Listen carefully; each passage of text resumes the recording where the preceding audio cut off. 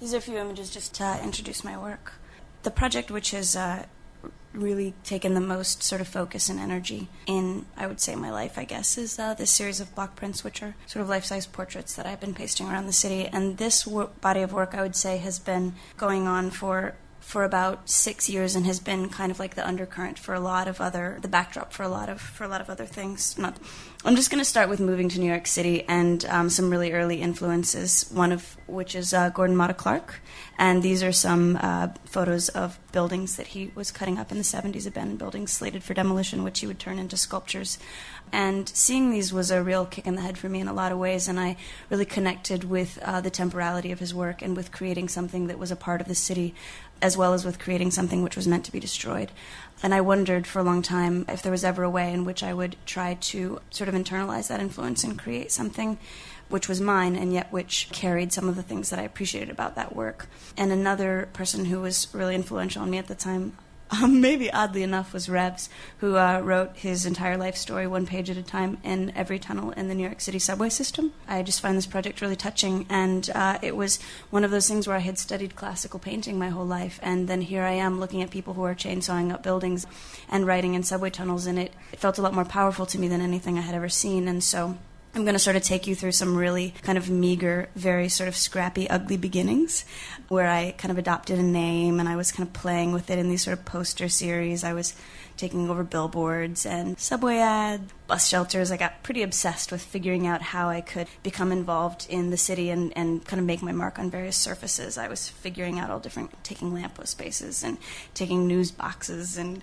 really kind of in this still kind of in a little bit more of the sort of tagger mentality of having this big name and kind of creating these different works. And then around the same time, you know, the longer I looked at the city and the longer I tried to figure out ways to interact with the city, that kind of thinking started to jump off of two-dimensional surfaces and start to translate into action.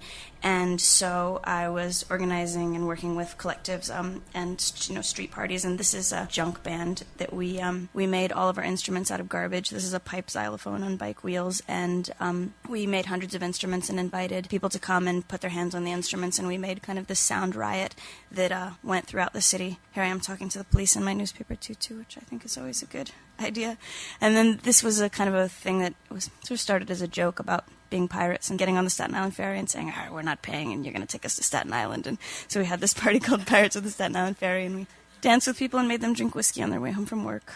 And this is something that the Madagascar Institute instigated. The condiment war was a bit of a hellish mess. Here's some subway parties, sort of just leading through this kind of history of of sort of collective actions. This is a collective that I worked with called Toy Shop.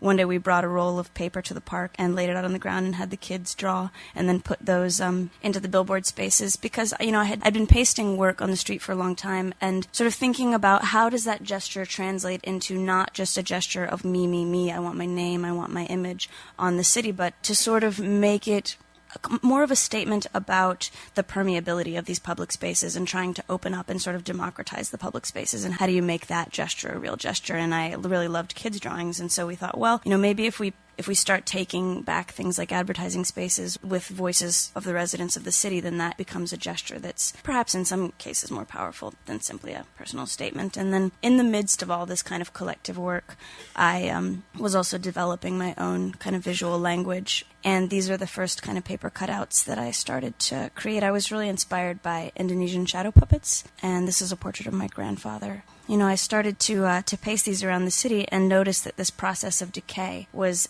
instantly something that was uncontrollable and which was really beautiful. And it became something that was really important to me throughout the working process.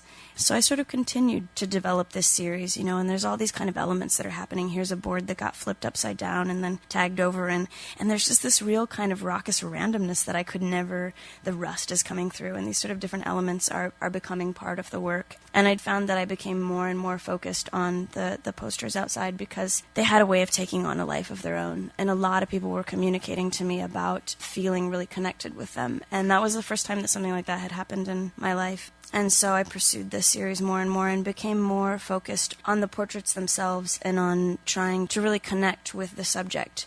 And that's something that I would say that I'm just beginning to really understand, that the longer I make portraits, the more and more I feel that it connects me and hopefully connects other people to the subjects that I'm drawing.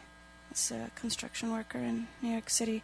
I've shown a few examples of each of these because for me the context is also really powerful, that I make prints because I really love the way that you can make multiples of an image and then you can install them in different contexts and the piece feels entirely different. And that's something that I'm really curious about. This is a series of ball players. I kind of just wanted to see more kids playing baseball on the street.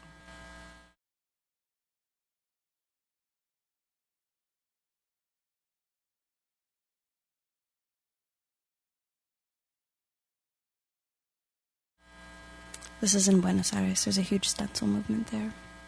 This is also in Buenos Aires.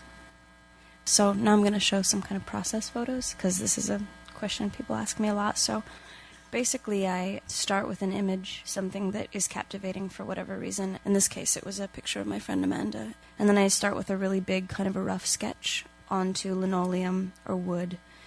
And then I have a giant litho roller that I print the image out with. I put the ink on with, and then I lay paper down, and I actually print the prints by walking on them.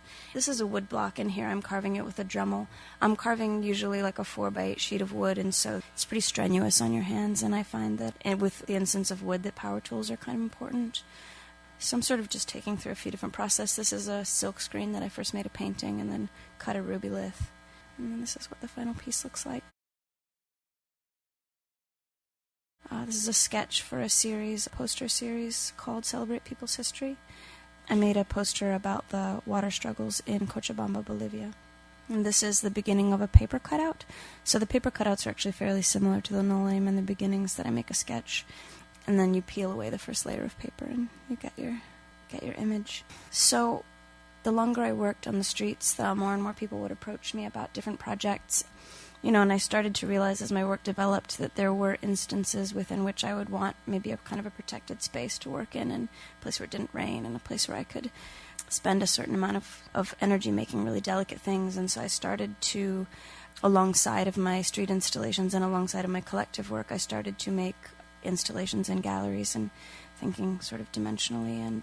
And some of these, this is a project where I made sort of setups, and then I photographed them and put them into tiny little peepholes, and then put them into construction fences. Didn't get so far, that project. This one is just a sort of an image of my really cramped, crowded workspace. So